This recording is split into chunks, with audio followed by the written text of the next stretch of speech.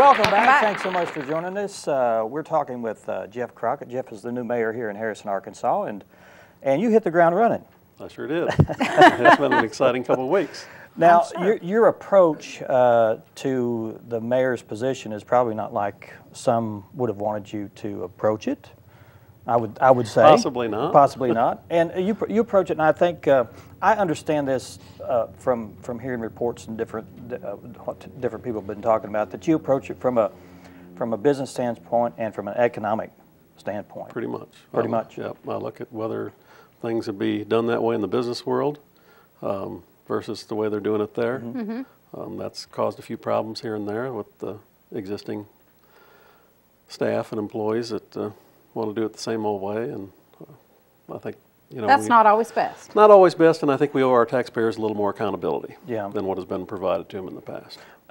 Some of the issues have been brought up. Of course, we had the wet dry issue that's passed, and that's causing a little bit of a rift between two camps or more camps, and it's still carrying on today because of some issues that may be approaching us with maybe some of the outdoor events that we have. Yes, they're trying to get Crawdad Days planned. The chamber is right now. And they're in the middle of planning that, and they really need to know where they're at so they can start planning. Whether they can have a beer tent or beer garden there at Crawdad Days. One of the big things it provides is sponsorship from your beer companies, whether it be Coors or Miller or Budweiser, that will come in and sponsor venues, bands, or entertainment. We can afford a whole lot better quality entertainment with their sponsorship than we can with what our little local sponsorship provides. Also, it'll draw more visitors and tourists into the area that will come to an event like that if they can, if there's a beer tent available that wouldn't come otherwise. They may stay a few days longer. It'll bring a lot of money into the economy. Now, to clarify, there's an ordinance now that says you can't drink in public. Is that right? Yes, Arkansas, it's state nowhere. law. Okay. You cannot drink in public. You cannot carry an open container on the street. The Arkansas law provides for if you do a festival type event, it has to be in a designated area, which would have to be fenced off from the general area where you'd have access in and out.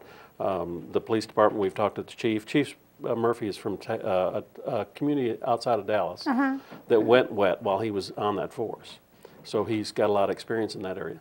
But, we could have the police at the gate, checking IDs on the way in, armbanding people that could drink. We're not going to say the kids can't come in there with their parents. I've had my kids to all kinds of festivals, from Taste of Chicago to Memphis in May to, and there's no problems. But, that way they can armband them at the gate to where we know they're over 21 if they're drinking, and monitor it that way. And it's not to say that people don't really drink at those events anyway. Yeah, you brought that up. Yeah, I mean, we're going to be selling it and collecting revenue on it and having it organized and knowing what's going on instead of having them walk around with a styrofoam cup and going back to their truck. Right. How is it? Is there going to be more resources that are going to be spent for an event like this? We talk about armbands and extra police forces. I'm sure. Yeah, I'm sure. There'll be some funds spent for off-duty police officers, which will provide them some extra income. But that off-duty officer income or expense to the festival holder and the armbands and stuff like that will be more than compensated from revenue from beer sales. They may get some product provided at a very low cost if it's a charitable organization through some of the beer distributors that want to be the beer at that event. So their cost will be low on the product. You can usually get a premium price for the product at an event like that. I've been to festivals where you pay $4, $5, $6, $7 a glass for beer. Well, it's just like going to a ball game. Exactly. I mean, there's a mixture of ages there. And there's beer. I mean, it's almost. I mean, everywhere where you look, there's somebody selling a glass of beer. Everywhere but Boone County. Yeah. So. And that's fixing to change, I hope. So. Yeah. Who will it ultimately be up to decide that fate? Well, there's some debate at this point. The Crawdad Days has always been held at Minnie Harris Park. Right. Harrison has a parks department, a parks board, parks commission that once it's set up by state law is autonomous from the city, and they basically appoint their own members from then on out, and they control the hiring and firing at the Parks Department. They control what goes on in the parks. They passed a motion the other day at their meeting that they didn't want alcohol in the parks. It passed, well, I understood 3-1, and one didn't vote. One of the members was absent. But you know, they passed that motion. They wanted the council to draft an ordinance saying that we wouldn't allow alcohol in the parks. I don't want the council to do that. I'd rather the council pass a resolution saying we favored it.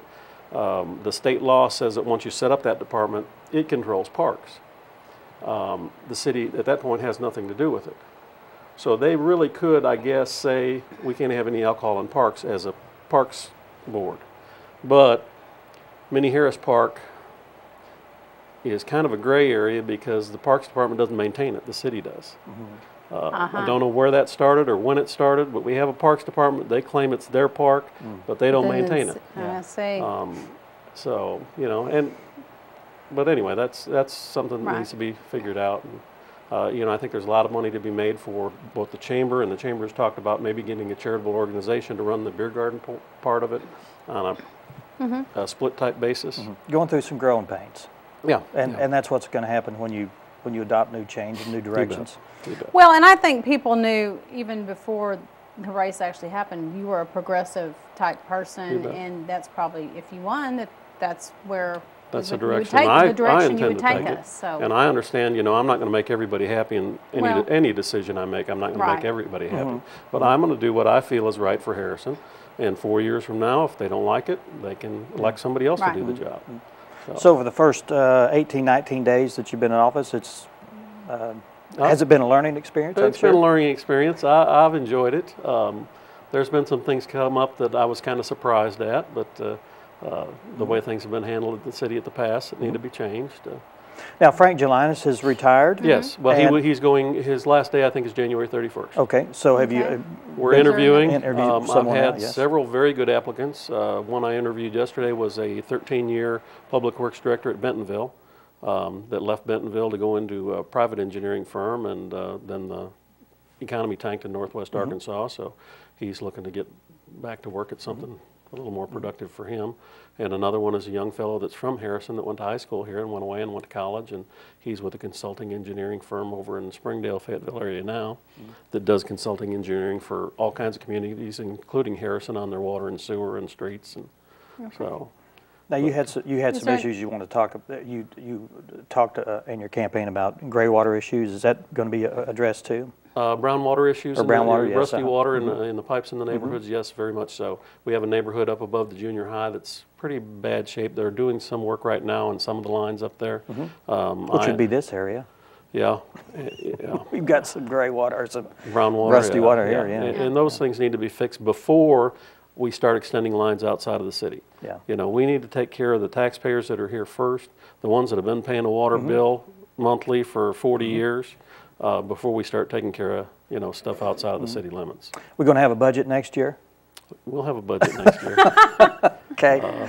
All right. Hopefully it'll be... You have to temper yourself, don't you? Yeah. Hopefully it'll be a little bit different than the one that we have right now. I really feel, even after the 18 days I've been there, you know, there's some excesses that where we don't need to be spending money that will provide us money we can spend on things that have been lacking for years, like sidewalks or, you know, improvements in the city, different places. Money can be directed different places. So. Yeah. Okay. Well, keep your minds open and watch for what comes about. Do you offer suggestions or contact with the patrons of the city here? Yeah, they feel free to contact me anytime. You know, there's been people in the last 18 days. There's been people in and out of my office at all hours of the day.